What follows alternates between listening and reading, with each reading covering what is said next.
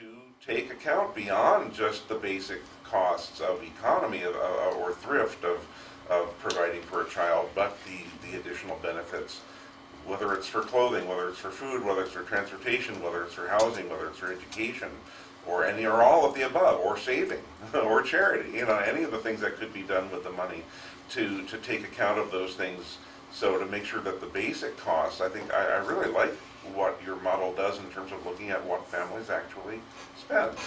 But that to go beyond that in terms of when parents have the ability to pay more within reason to also make allowances for that. I'm not quite sure I know how to respond. The issue is not whether they have the ability, but they have the desire.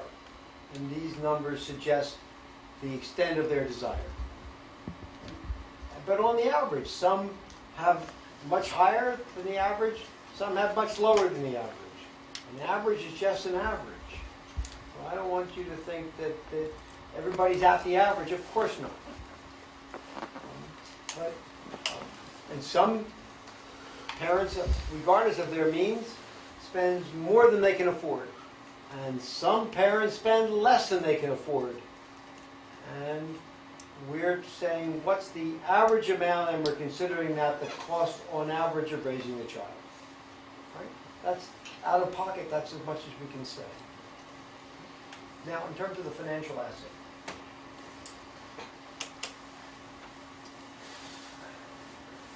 To the extent that on separation, the support awards exceed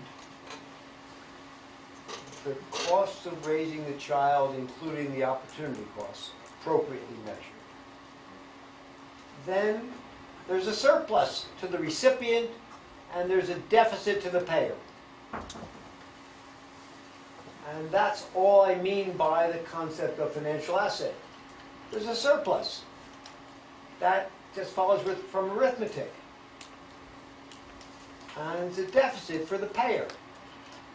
So as a result it creates tension. Because the payer knows this. And the recipient knows this too. And it creates conflict. How could it not? And so my question to you and to the task force is, if we can get award amounts to be as close as we can possibly arrange at, to represent the true costs, including the opportunity costs, then neither side has a financial problem. Right? And let's go on to 2 more slides. Could we please? Lisa, did you have a question? I did just want to kind of follow up on that, and also. Shall I go back to the previous one? I mean, you can, but it's also with what Julie was saying too. Of if we don't know what the direct cost is of raising a child, We look at the opportunity cost. right? And the person who's supposed to pay the support and the person who's supposed to receive the support doesn't necessarily know that. And just wondering how we get to the point. I mean, I can understand, I deal with these cases all the time. I know there's conflict. I know there's things going on. I know some people pay, some people don't pay. There's all sorts of that. But just kind of wondering the statements here, and is there a study or something that was done that backs this up, or is this driven from the fact that there are some people that don't pay, and that is a result of them feeling like it's more than they should have to pay due to cost, as opposed to more than they should have to pay due to their ability to pay? I'm sure there's both. And Okay. I don't really have a good survey of that. Let me ask you, since you deal with this, do you find each? I find both, it's very rare to find someone who just has the money and doesn't want to pay. That's a very rare situation. Most of the time there's ability to pay, and they're probably hand in hand.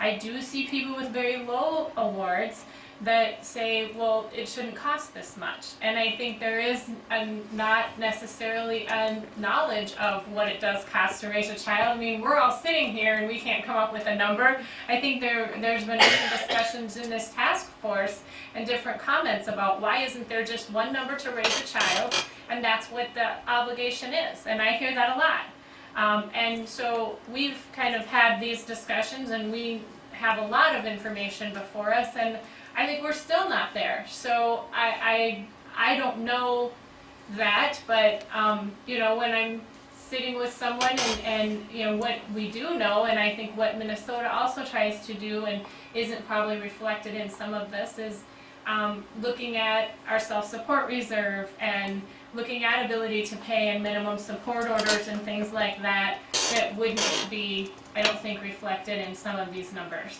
But maybe that falls lower off the charts. Yeah, none of this has to do with the ability to pay. Right. That's not. This has to do only with the costs at the margin of having a child. And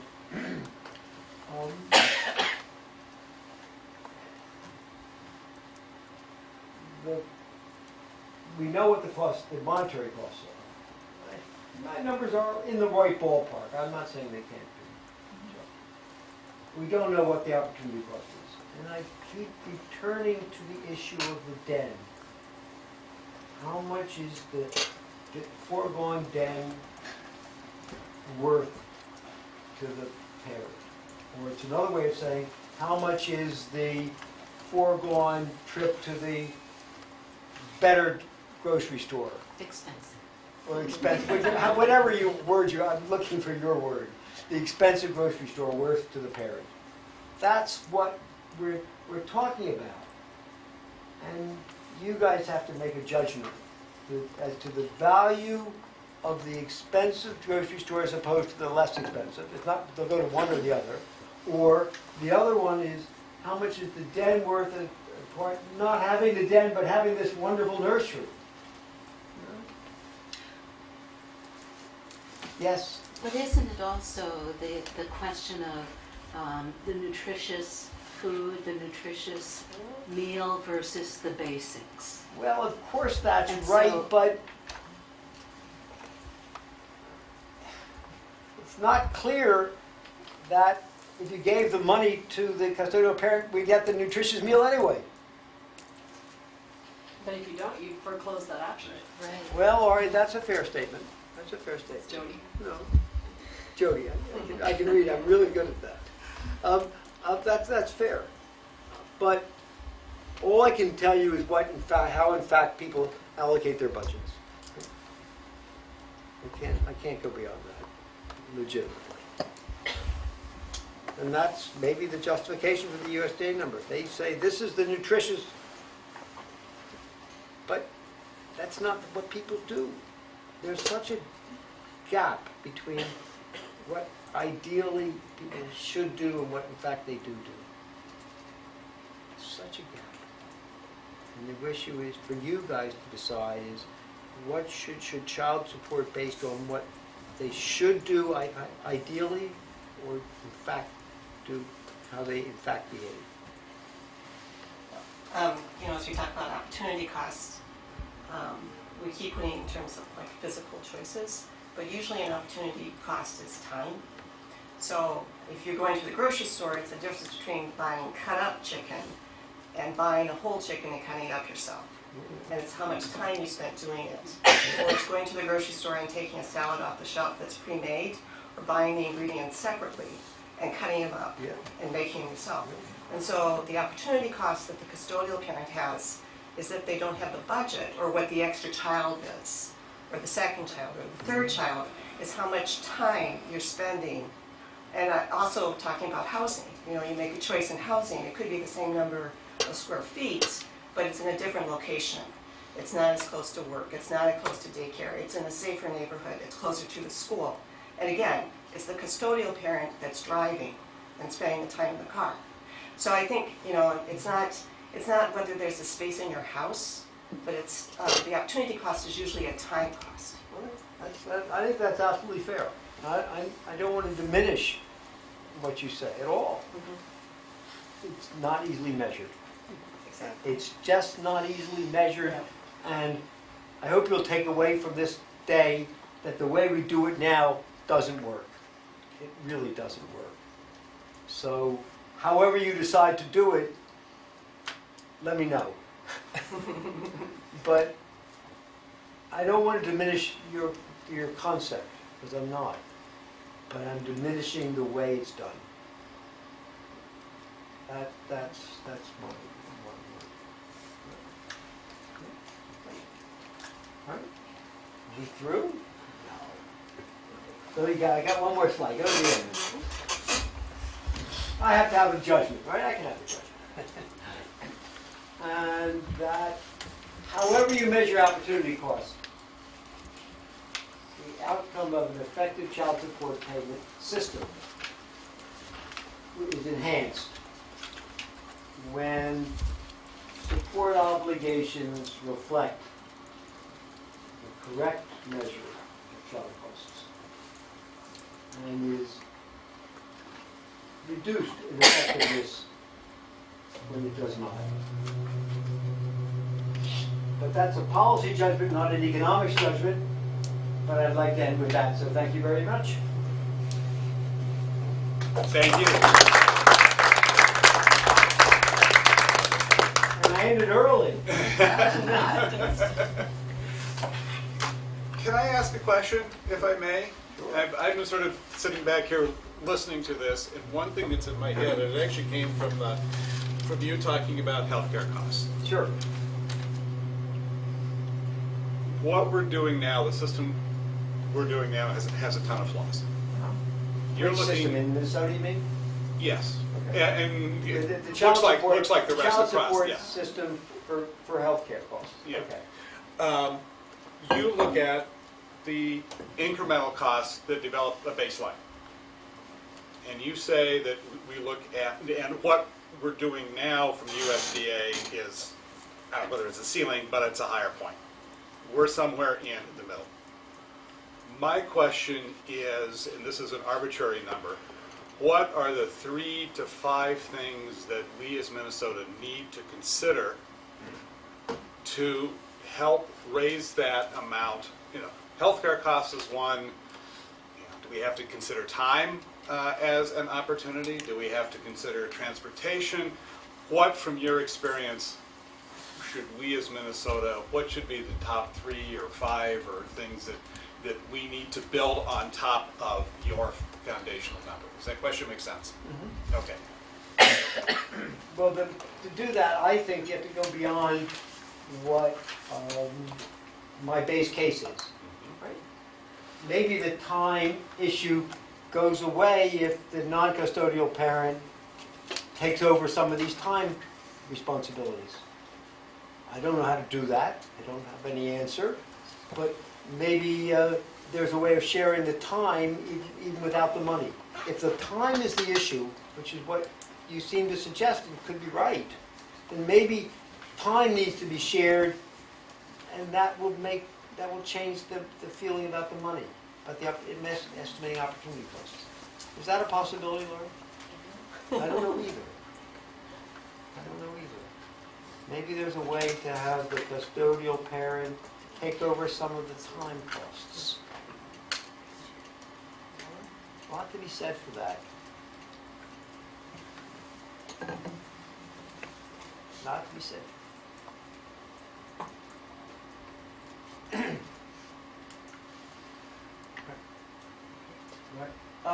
I think I should tell you, apart from this, is I once made a movie on this. And I'm sure none of you saw it.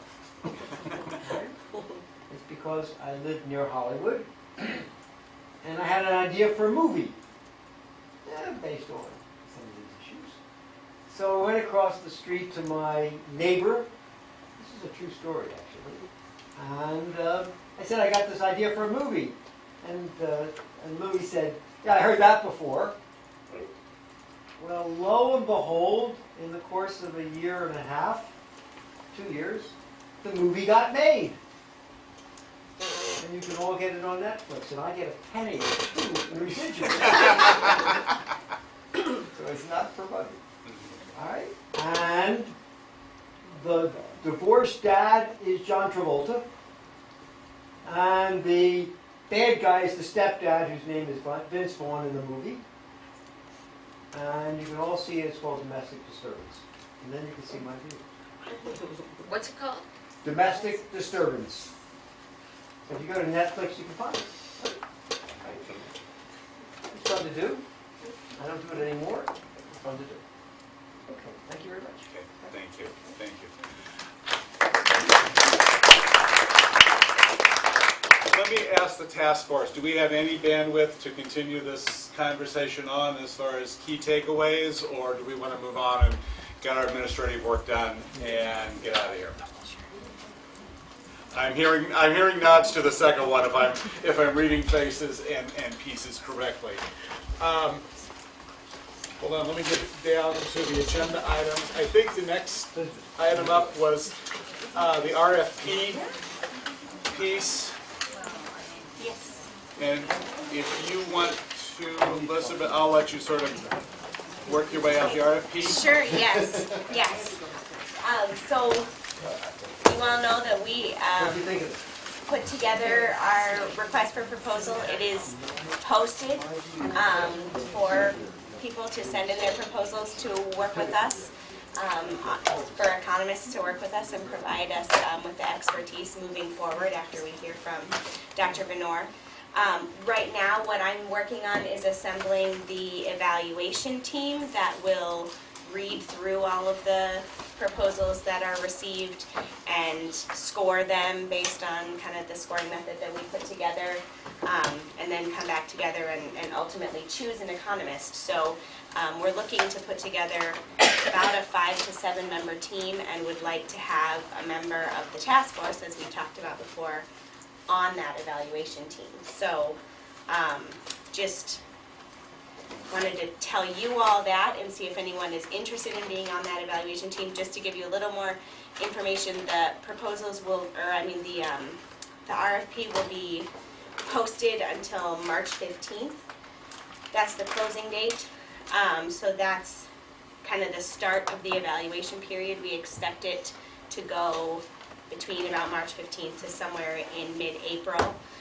That would include an initial meeting for, the evaluation team to come together and receive all their packets and information on the scoring and all of that. Then time individually to read through the proposals and do your own individual scoring. And then there would be a follow-up final meeting where the group would come together and discuss how everybody scored everything and select someone to have a contract. Yes, Jason? And these kind of RFPs, like how many people do you usually get? Do you get 5 or do you get thousands?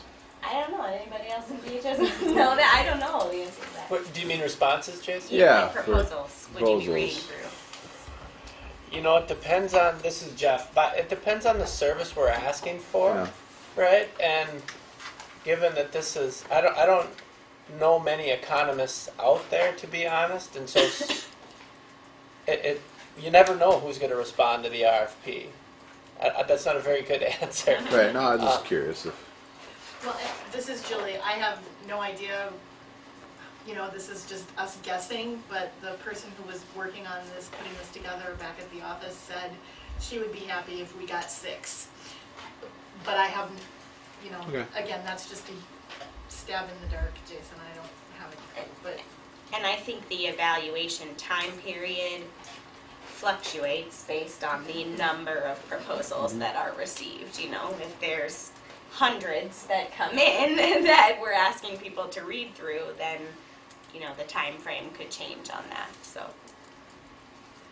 or if there's only 2. So I guess I'm wondering if anybody here is interested, or if the group would like to think about it or vote on somebody to be a part of the evaluation team. One other How you just wanna handle that? sort of qualifier, excuse me, I'm thinking it, but one other qualifier would be probably a 1 to 2 hour meeting first meeting and roughly about 1 to 2 hour meeting the second time? Yeah, I have no idea how long the meetings would last, Okay. just that I just know that there is an initial meeting where you'd receive your instruction and packets, and there'd be a final meeting where there would be discussion of the scoring and selection of the comments, but I don't know how long they would be. And then the variable is obviously the number of our Yeah. responses and time to read. I saw a couple of hands. I'm interested. Okay, Okay. great. Yeah, same here too. Okay. And Jason, okay. Are we comfortable with 2? Just a quick question, so the scoring and the sheet that we're talking about, is that something that, you know, as we are trying to figure out what we want, I mean, do you guys already know that, or is the task force going to be involved a little bit in what we're looking for, or not? Like, or is that already been done? I think that the, like there's individual categories that have, I think, a scale of scoring, that those have already been created, that through the contracting process. Okay. And they're all based on those, I think, 10 or 11, what am I trying to, the duties that were listed in the RFP, which I, had kind of initially brought to the group that we were listing it based on those 7 priority areas. So, I mean, it's really, the scoring factors are gonna essentially kind of have been extrapolated from the statute. Okay. Any other questions? We comfortable with Suzanne and Jason? Pamela. Or Pamela? Sorry, I'm losing my brain. Pamela and Jason. Okay. Thank you guys. Thank you both. Great, For all right, very much. I'll be in touch with both of you then for. Great. Okay. Anything else in the RFP piece? Not from me. Okay. Anything else the one thing, we do have public comment, but is anything else that we need to talk about prior to public comment? Okay. A couple people, I know one person came up to me and said they'd like to make comment. Anybody else? And I'm gonna get Who would like to make public comment? Let me just open it up at this point in time. 1, 2. Okay, let's, if you've been here before, fairly standard, just come forward, state your name, and if you're representing, we'll probably shoot for about 5 minutes. I'll give you maybe a 2-minute warning. And the other thing is just please keep to the point. Thank you. Go ahead, state your name. Oh, thanks. So Diane Anderson, I was a former state representative, I was on the task force that worked on the original, the income shares model.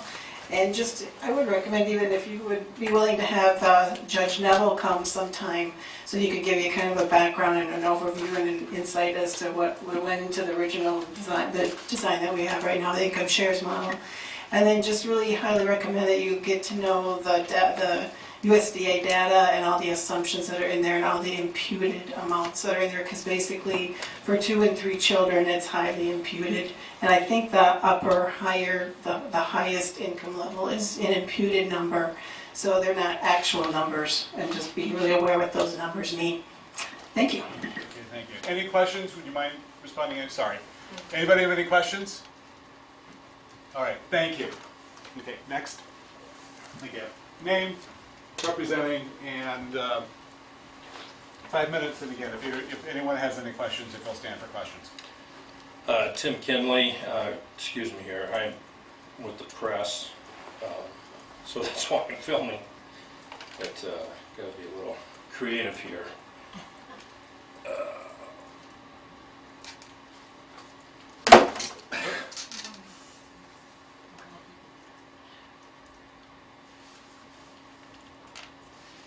Okay, sorry about this. There we go. First of all, just on the press aspect here, as far as filming goes, just want a couple comments, because I deal with this. I try to film in the court, and it would really be nice if you had seen court cases and court records and what actually happens in the courtroom. And since courts are courts of equity in what you're dealing with, whatever you do here is just a pretense for a judge to do whatever he wants. And what I would, in the opening comments about filming, I wish the statements would have been made. The U.S. Constitution says there's the right of the press, free press. And the Minnesota Constitution says the right of the press shall remain inviolate. It's even stronger than the U.S. Constitution. When you're in these type of settings, you need to expect it. It's not about technology. It's not about circumstances. It's about what the people said. So, hope you change the thought process of how the press interacts. Some of my history is I've been involved with the cost shares, and economists you might want to consider also in this process is Mark Rogers. Back in the day, we brought Mark Rogers in to talk about cost shares versus the income shares model, and the income shares won out. And in the back of all this thought process that's going on, whatever you do here, the decisions you make or the legislature makes in the back of their mind is if we actually do what it costs to raise a child, because Minnesota does that calculation for what you pay out for social services, foster homes, things like that. So that calculation is done, but if it's a divorce situation, it's whatever we want to make it to be. I'm exaggerating a little bit, but really not much different than that. So the other factor that comes into play is that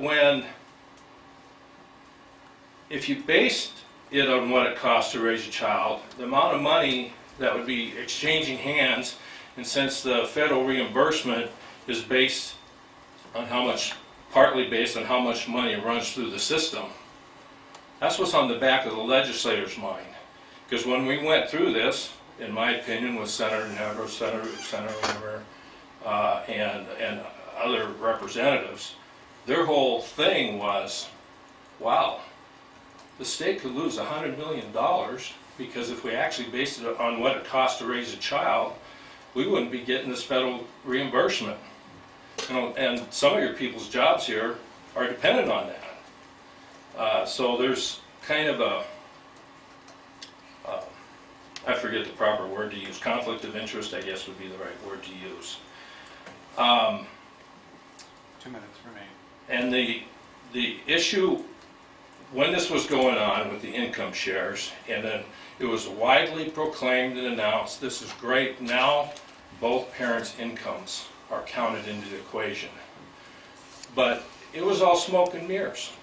What we found out was when we studied the calculations from a non-custodial person may say making $40,000 and a custodial parent making $100,000, there was very, very little difference in the child support costs.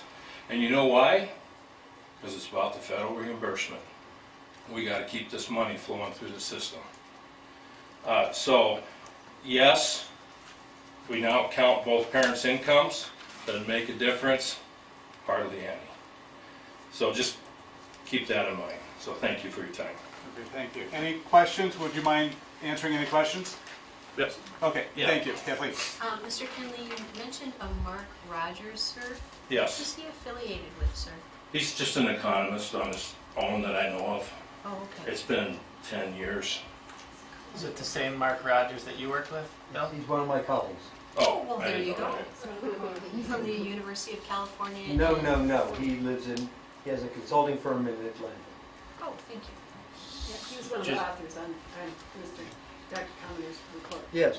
Oh, Rogers. okay. I haven't read the report. Yeah, just I so heard just about so you know this a that Mark couple days Rogers ago. was So. part of this report. Yes, that's correct. I was just gonna say that. That was funny. That it's on. I got it. But it's on our task force page too. So obviously you can get it. Thank you, sir. Any other questions? Okay, thank you very much for your time. Anybody else would like to make public comment? Any final thoughts or comments from the task force? Again, thank you very much for your presentation today. It was appreciated. With that, we're adjourned.